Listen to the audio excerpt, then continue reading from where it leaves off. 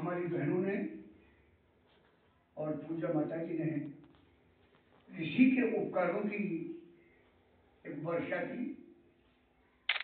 हमारी जुबान में कोई इतनी शक्ति नहीं है कि हम ऋषि तेरे गुणों की चर्चा को हम विस्तार से कर सकें। बड़े अपार गुण हैं तेरे, तो मैं धन्यवाद कर रहा हूँ और इस मानसरोवर की पवित्र संस्था के माध्यम और अब अपने साथी भाई शर्मा जी से निवेदन कर रहा हूँ कि वो एक मधुर गीत आपके समक्ष रखें। पढ़े लिखा दर्शक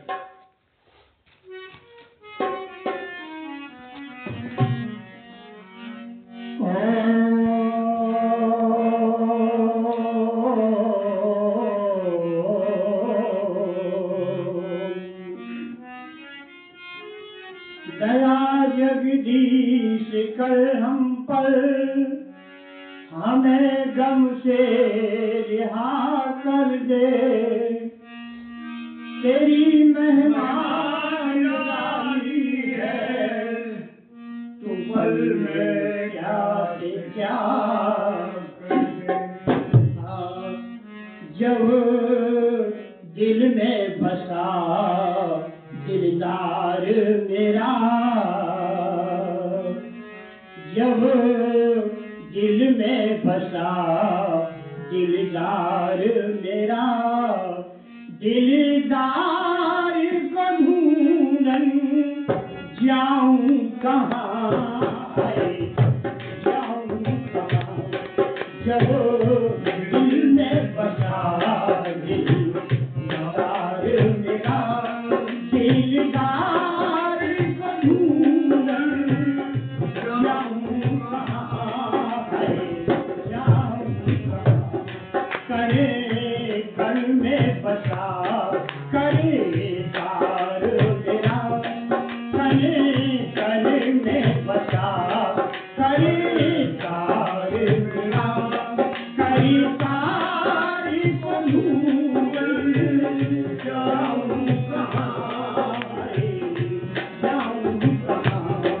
जब दिल में बसा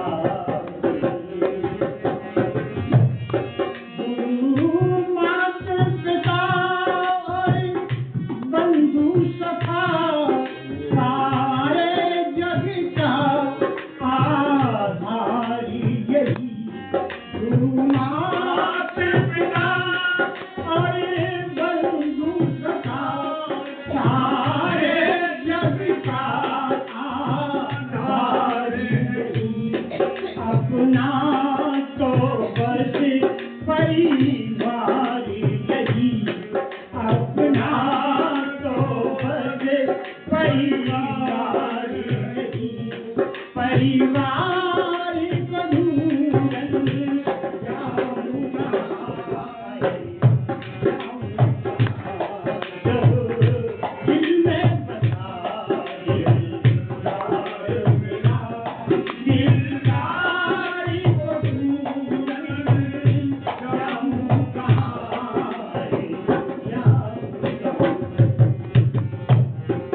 है निराकार वो परमेश्वर, जिसका कोई आकार नहीं। है निराकार वो परमेश्वर, जिसका कोई आकार नहीं। मानव की तरह साकार नहीं, मानव की तरह साकार नहीं। साकार को ढूंढन जाऊं कहाँ, जाऊं कहाँ। जब दिल में बसा दिलदार मेरा, दिलदार को ढूंढन जाऊं कहाँ, जाऊं कहाँ। दुनिया वो दिन का मेला है, इसमें सब कुछ देगा ना।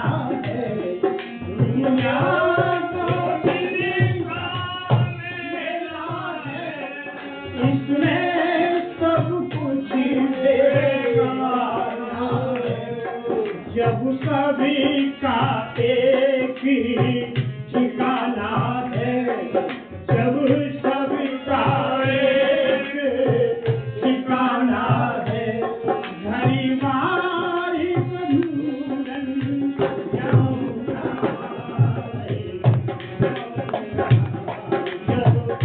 दिल में बसा दिलदारी बंधन जाऊंगा,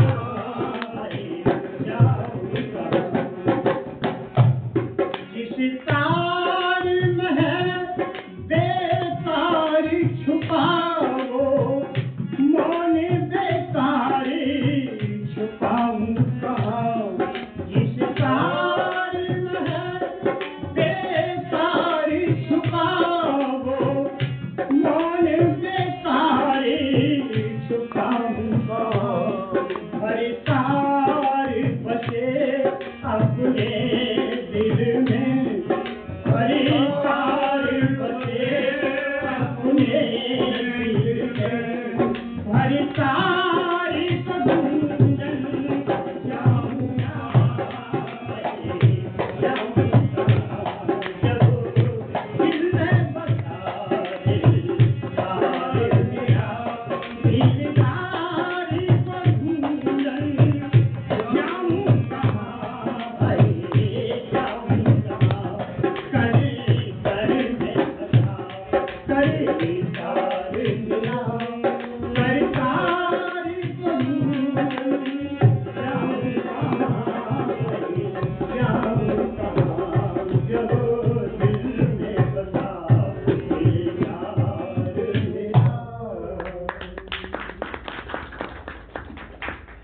बहुत अच्छा प्रेरणादायक गीत अभी हमारे साथी भाई शर्मा जी से श्रवण कर रहे थे। लोग आगे के समय में निवेदन करें आपसे हम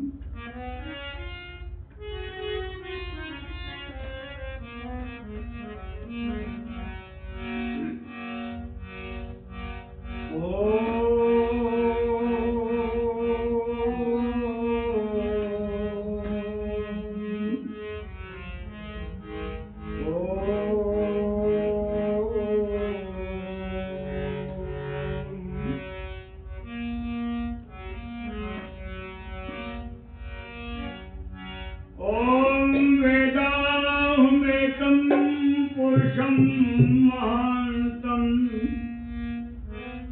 आदित्यवर्णं तं सह परस्तात्, त्वमेव विदित्वा तिम्रत्वेति नान्यः पन्था विद्यते।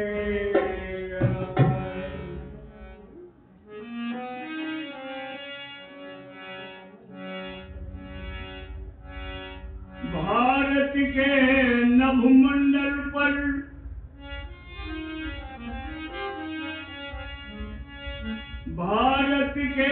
नभमंडल पर अधर्म अविवेक के बादल छाए, छोड़ रहे थे निरंतर वैदिक धर्म सनातन राम की जाए। ईश कृपा से कराल परिस्थिति में ऋषिराज दयानंद जी आए, संसद के अधताप निवारण कारण आर्य समाज बनाए। संसद के अधताप निवारण कारण आर्य समाज बनाए।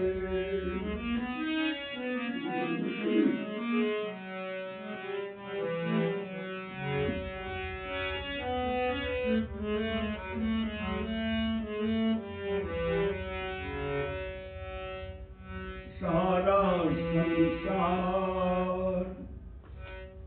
उसका रचाया हुआ, सारा संसार उसका रचाया हुआ, जग के कण कण में है वो समाया हुआ, उसका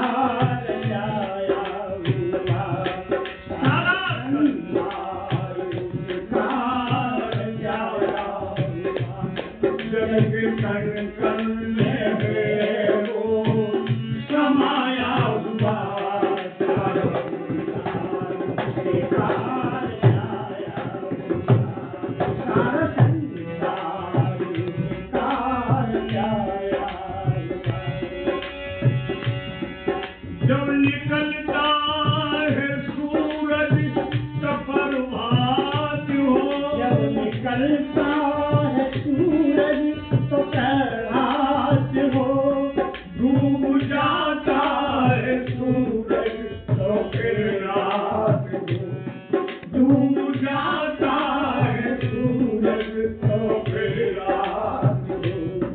चक्र सृष्टि का कैसे चलाया हुआ, चक्र सृष्टि का कैसे चलाया हुआ, जग तन तन में है वो समाया हुआ सारा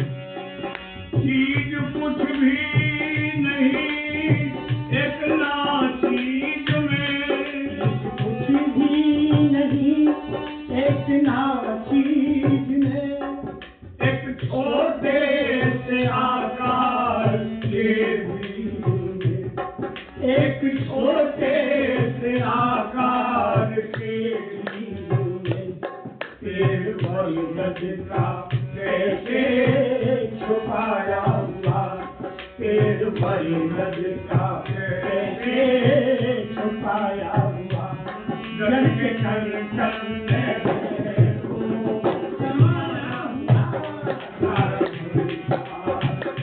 सारा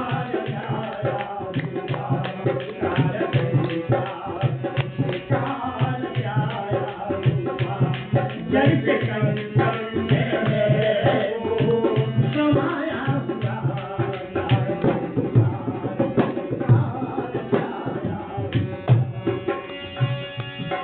लाखों रंगों के हैं इस चमन में सुमन, लाखों रंगों के हैं इस चमन में सुमन, ऊंचे पर्वत कहीं पर हीरे रतन, ऊंचे पर्वत कहीं पर है हीरे रतन, सारी धरती को कैसे सजाया हुआ, सारी धरती को कैसे सजाया हुआ, जल के तन तन में है वो समाया हुआ, सारी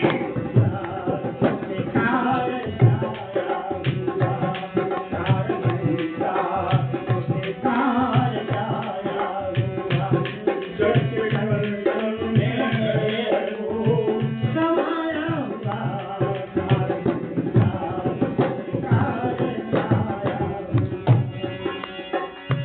जिसने बख्शी है अनमोल सब न्याम है, जिसने बख्शी अनमोल सब न्यामत, मुफ्त में दे दिए मोल सब ज्ञान दे, मुफ्त में दे दिए मोल सब ज्ञान दे, फिर भी मानव उसको बुलाया हुआ, फिर भी मानव उसको बुलाया हुआ, और जब के अंदर में है वो समाया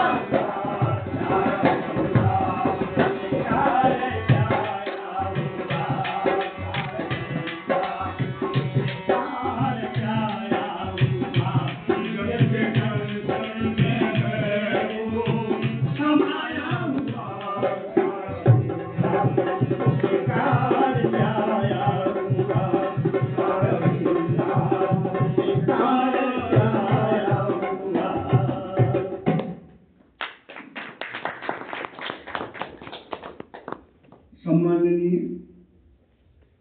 मेरे निकट बैठे हुए वनप्रस्थी श्री पहला नाम श्री यादराम जी आदि, अब याद मुनि जी के नाम से हैं आप, अजमेर में परोपकारी सभा में जाकर के आपने अपना ये वानप्रस्थ आश्रम लिया, तो मैं धन्यवाद करता हूँ मुनि जी का। इस पवित्र संस्था आर्य समाज मानसरोवर की हस्ती और बड़े धार्मिक विचारों को रखने वाले अध्यक्ष महोदय श्रीमान बाबू सुनील अरोड़ा साहब, माननीय मंत्री जी महोदय और जो आज के मुख्य यजमान के आसन पर विराजमान थे बंधुवर, मैं आपका हृदय से अभिनंदन करता हूँ, स्वागत करता हूँ। और हमारे चित्त परिचित सवाई माधोपुर से पधारे हुए माननीय बाबू जी का धन्यवाद कर रहा हूँ। और मेरे निकट बैठे हुए भाई पूरन चंद जी गुप्ता साहब, मैं आपका धन्यवाद करता हूँ। वर्षों से हमारा आपका जानकारी का मामला है और पवित्र संस्था की एक स्तंभ माननीय माता जी कांडा जी, मैं आपका हृदय से अभिनंदन करता हूँ, स्वागत करता हूँ।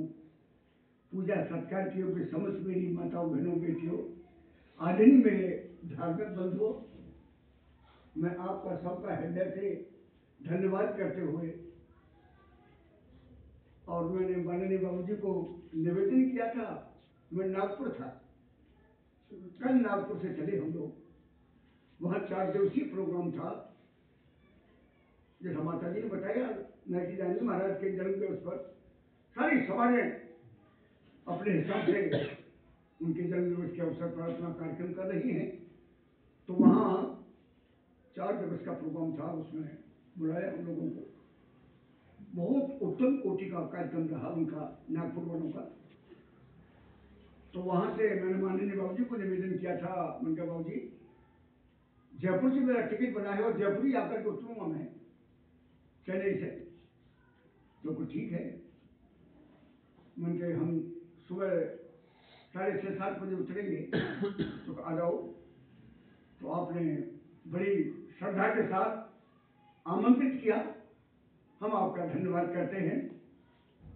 और मैं निवेदन करने के लिए चला हूँ, महर्षि दयानंद सरस्वती तेरे कोटि कोटि हम धन्यवाद करते हैं। आपने जो एक भूले हुए देश को रास्ता बताया, दुनिया अज्ञान के चक्कर में फंसी हुई थी, अविद्या के चक्कर में फंसी हुई थी, और विशेष करके मेरी माताओं बहनों का तो कोई मान सम्मान का जिक्र ही नहीं था, तिरस्कार कर रखा था। मध्यकाल के आचार्यों ने कह रखा था, स्त्री शूद्रो नागीयता, स्त्री को और शूद्र को वेद पढ़ने का अधिकार नहीं है। जब इतना कहा तो महर्षि दयानंद सरस्वती ने कहा, कहाँ लिखा है कि महिला और स्त्री शूद्र जाति का और इनको वेद पढ़ने का अधिकार नहीं है? हमें लिखा हुआ दिखा दो। उनका लिखा हुआ तो नहीं है। महर्षि ने वेद को खोल करके पढ़ा तो वह एक शब्द मिला, यथेमाम वाचम कल्याणी मापदानी जने भय, कि वेद पढ़ने का अधिकार तो सबको है, कोई भी पढ़े, पुरुष पढ़े, महिला पढ़े, कोई भी पढ़े, कोई जाति पक्ष का विषय नहीं है। तो ऋषि, आपने किन शब्दों से इस भूली हुई जाति को एक रास्ता बता करके गई, तुम मैं निवेदन कर रहा हूं।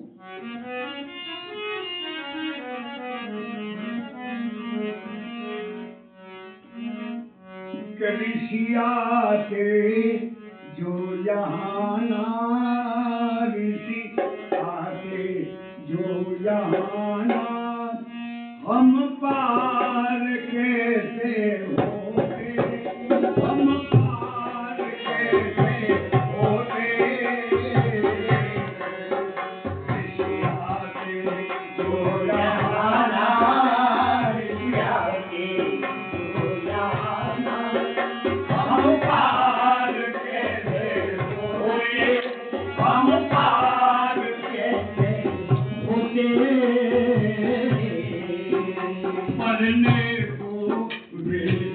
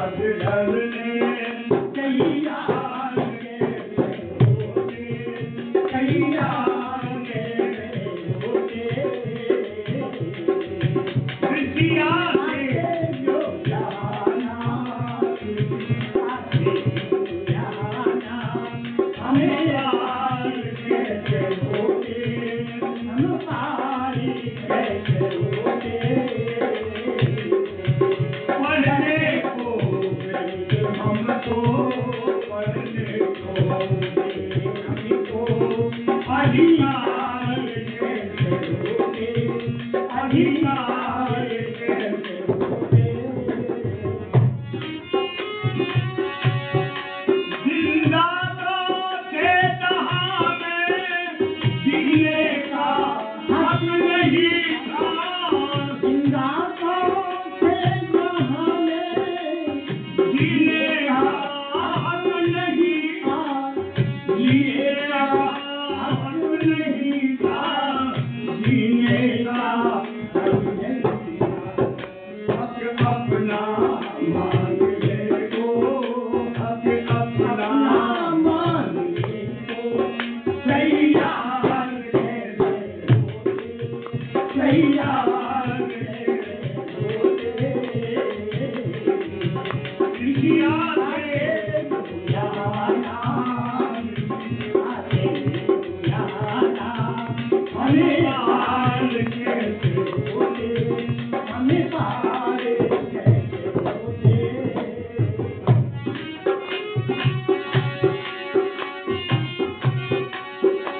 पर कलकत्ता की बेड़ी पहने हुए थे पग में, पर कलकत्ता की बेड़ी पहने हुए थे पग में, पहने हुए थे पग में।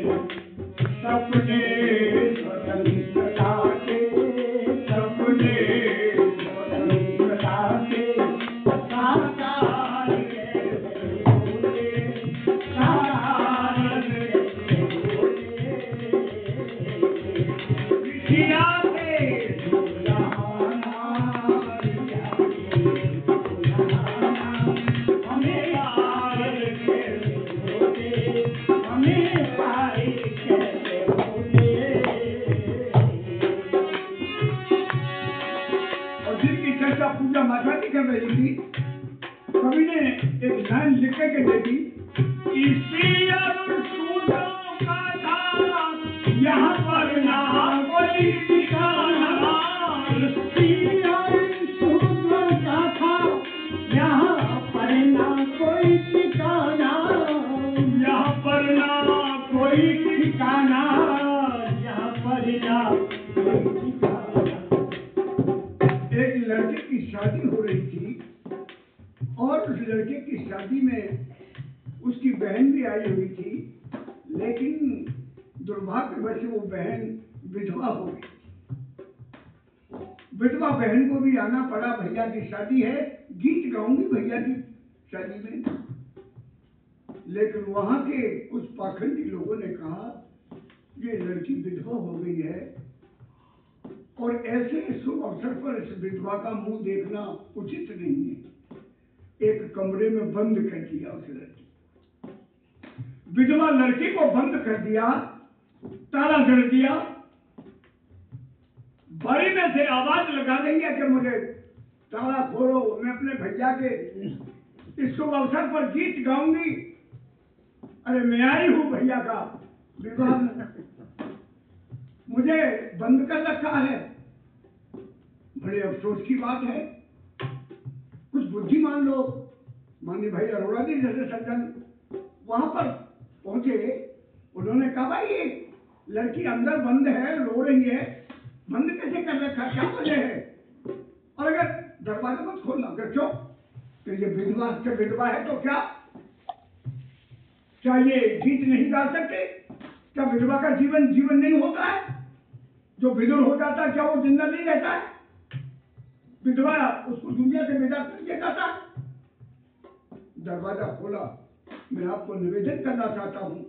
उस लड़की को बाहर निकाला और बाहर निकाल करके उस लड़की ने बड़े खुशी के साथ अपने भैया की उस शुभ विवाह में गीत गाया। मैं निवेदन कर रहा था, इसी अरुण सूत्रों का था यहाँ पर ना कोई ठिकाना, इसी अरुण सूत्रों का था यहाँ पर ना कोई ठिकाना, यहाँ पर ना कोई ठिकाना, यहाँ पर ना कोई ठिकाना। विधवा अनाथ के दिल, विधवा अनाथ के दिल,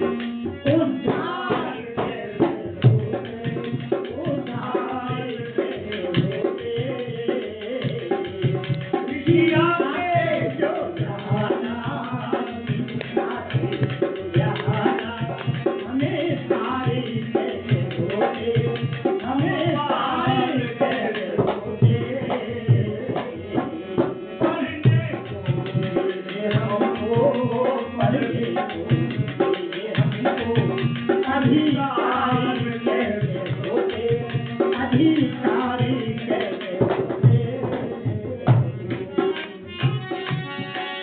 मथुरा में जो गुरु की होती ना मेहरबानी, जो गुरु की होती ना मेहरबानी, होती ना मेहरबानी, होती ना मेहरबानी। कर्मठ देवता के, कर्मठ देवता के दीदार कैसे होते, दीदार कैसे होते। किसिया से तो जाना, किसिया से तो जाना, हमें सारे कैसे होते, हमें सारे कैसे होते।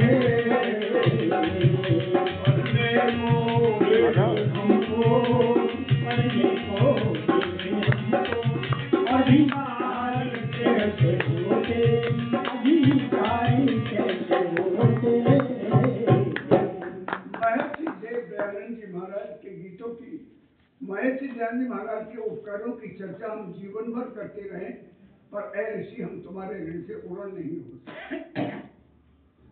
जो प्यारे ऋषि मथुरा अपने गुरु की कुटी पर पहुंचे, प्रथम बार कुंडी खटखटाई, अंदर से आवाज आई कि कौन, बाहर से आवाज दी गुरुवर देव दयानंद ने कि मैं जानने के लिए आया हूं कि मैं कौन हूं। मैं विस्मय हो रहा हूं इस समय, अपने को भी भूले हुए पड़ा हूं मैं।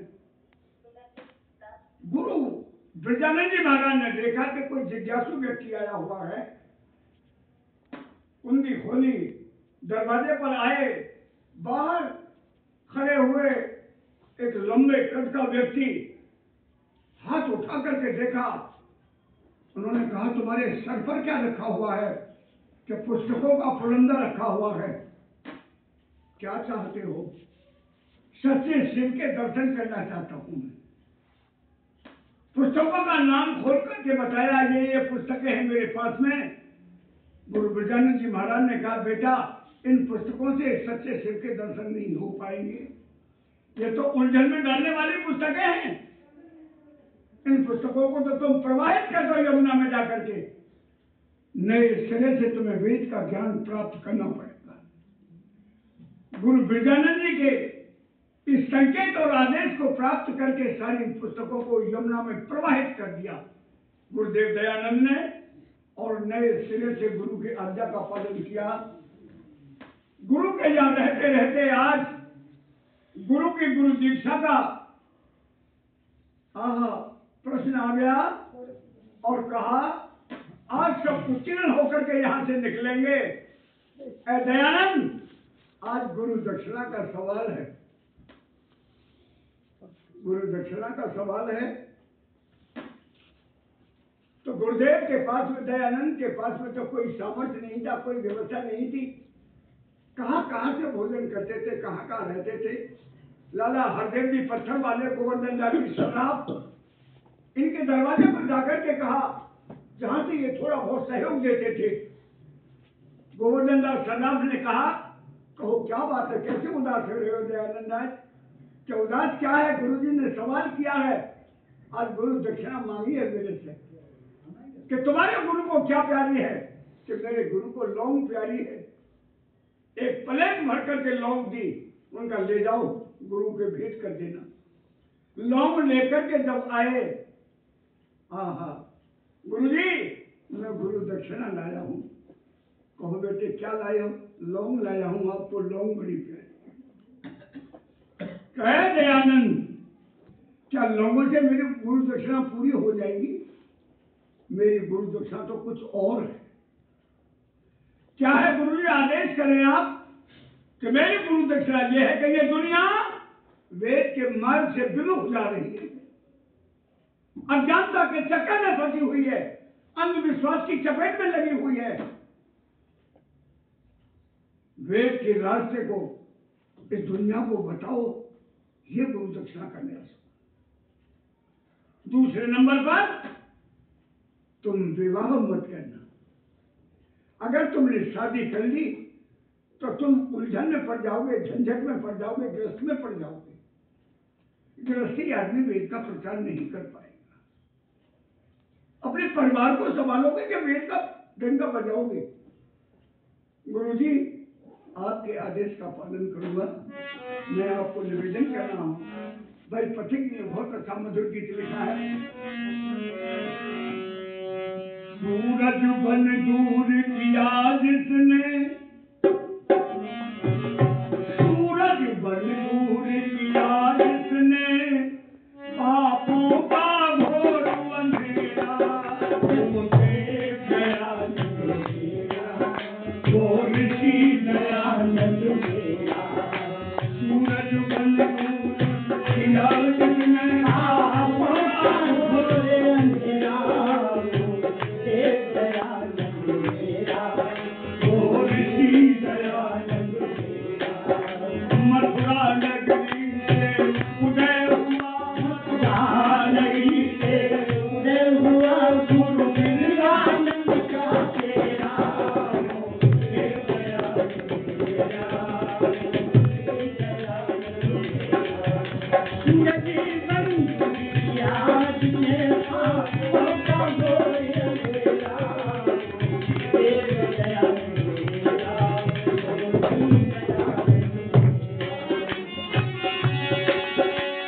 गुरुवर ने जो वचन दिया प्राणों के साथ निभाया, गुरुवर ने जो वचन दिया प्राणों के साथ निभाया। परोपकार में जिसने, परोपकार में जिसने अपना सर्वस्व लुटाया, हाँ परोपकार में जिसने अपना सर्वस्व लुटाया। कद धूप छाह सरदी गर्मी, कद धूप छाह सरदी गर्मी, नहीं देखा राम सवेरा मुझे दयानंद मेरा, मुझे दयानंद मेरा। सूरज बन दूर किया जिसने, पापों का घोर अंधेरा मुझे दयानंद मेरा, मुझे दयानंद मेरा।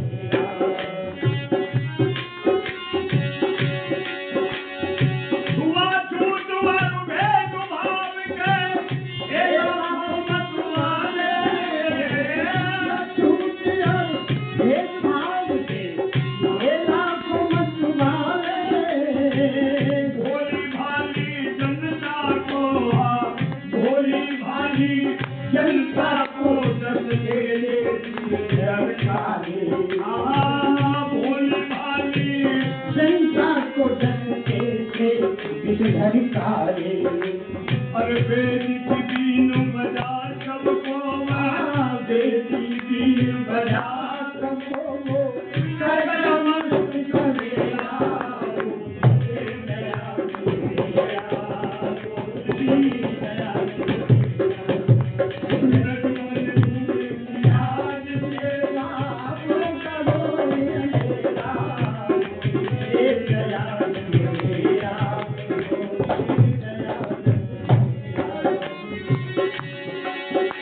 लाखों करोड़ों दुखी दिलों का जगता उसके दिल में, लाखों करोड़ों दुखी दिलों का जगता उसके दिल में।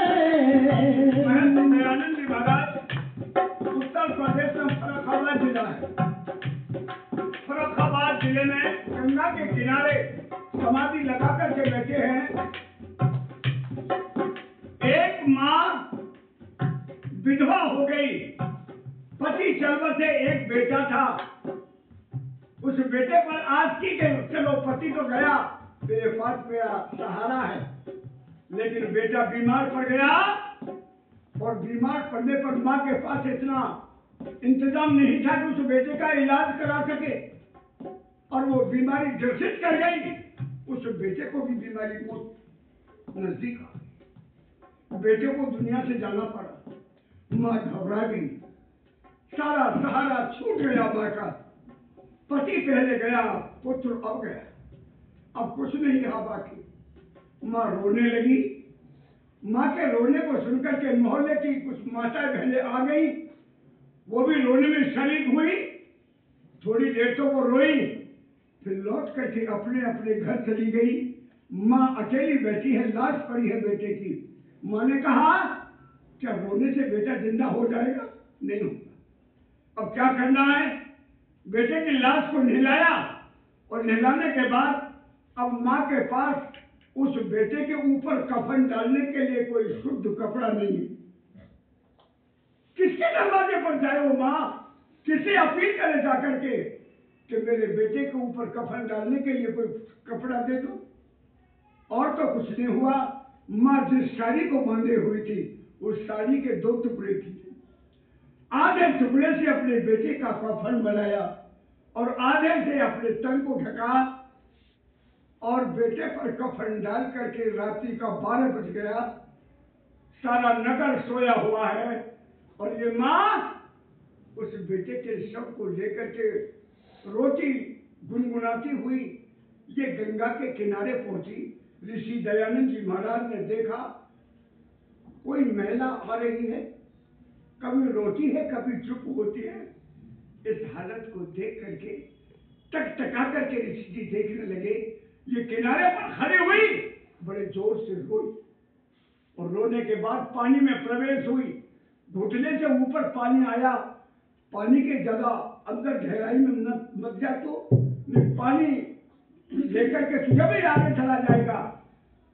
उस माँ ने बेटे के ऊपर जो कफन पड़ा हुआ था, कफन को उतारा, पानी में भिगोया, अपने कंधे पर डाला कफन, और बेटे को गंगा जल में प्रवाहित कर दिया। लाश को गंगा जल में छोड़ दिया, कभी ऊपर कभी नीचे, कभी ऊपर कभी नीचे। थोड़ी देर तो माता को वो बेटा दिखता रहा, लेकिन पानी की हिलोर उस बच्चे को आगे ले गई। अब बेटे का दिखना बंद हो गया। माँ लौट करके किनारे पर आई और बड़े जोर से रोई। मेरे प्यारे ऋषि से नहीं रहा गया। ऋषि ने कहा, कौन? रात्रि का 1 बजे का समय हो रहा है, जंगल में एक माँ अकेली खड़ी हुई है, और अकेली माँ से कोई ये कहे कौन? माँ कहने लगी, ऐ रहबर, तुम अपने परमात्मा का भजन करो, तुम मेरे बारे में क्या पूछोगे? मैं कौन हूँ? नहीं माँ, अब मुझे परमात्मा के भजन में इतना आनंद नहीं आएगा। मैं तेरी दारुण कहानी को सुनना चाहता हूँ, तू क्या करने आई है? माँ ने कहा, मेरा इकलौता बेटा दुनिया से चल बसा था, उसको गंगा जल में डालने के लिए आई हूँ। ऐ माँ, इस काम को पुरुष किया करते हैं, क्या तेरे घर में कोई पुरुष नहीं था?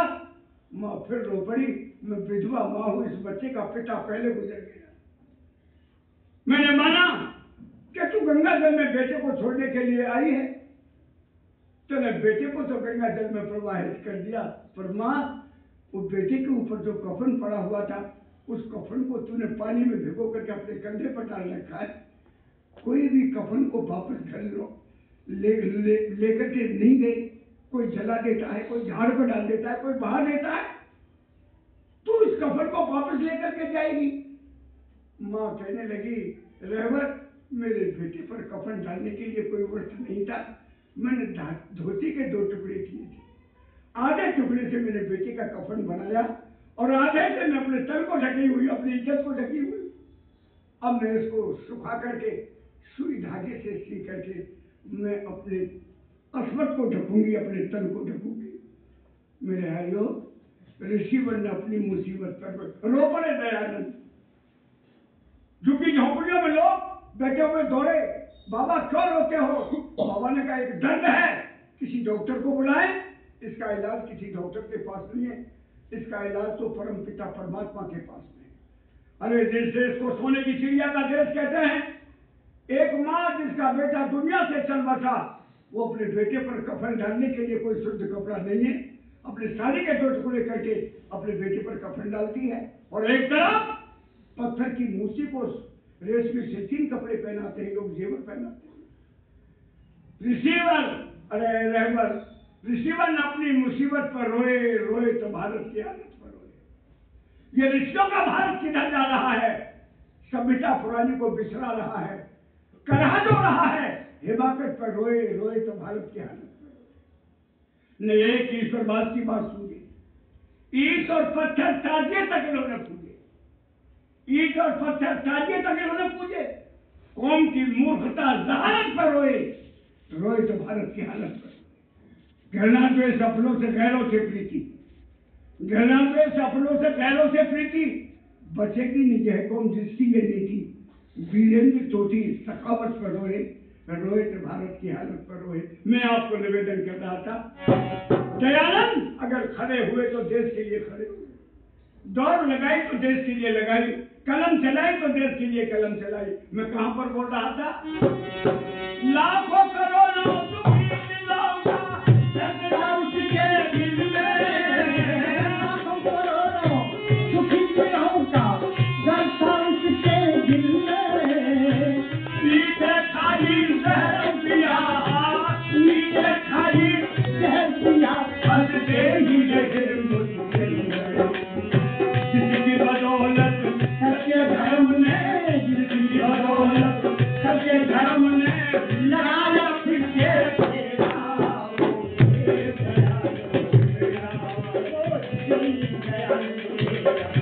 सूरज बन फूल किया मेरे बाबों का बोल, अंधेरा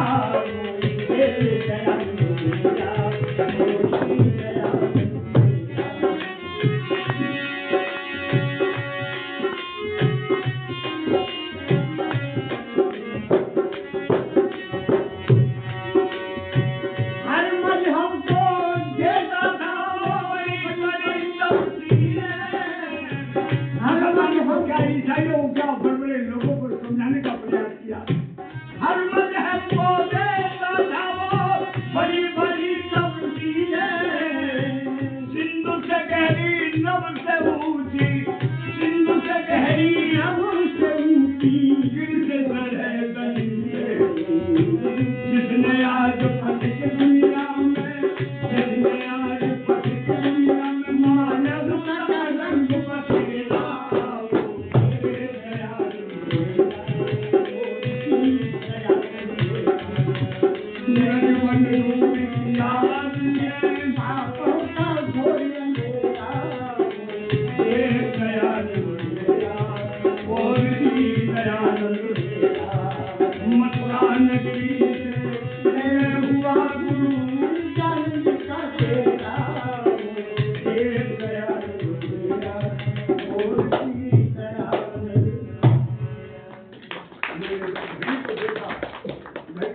करती है कि भूपेंद्र सिंह माननीय पूज्य प्रधान जी का आदेश था, उस आदेश का पालन करो तुम, वरना तो तुम भी पकड़े जाओगे।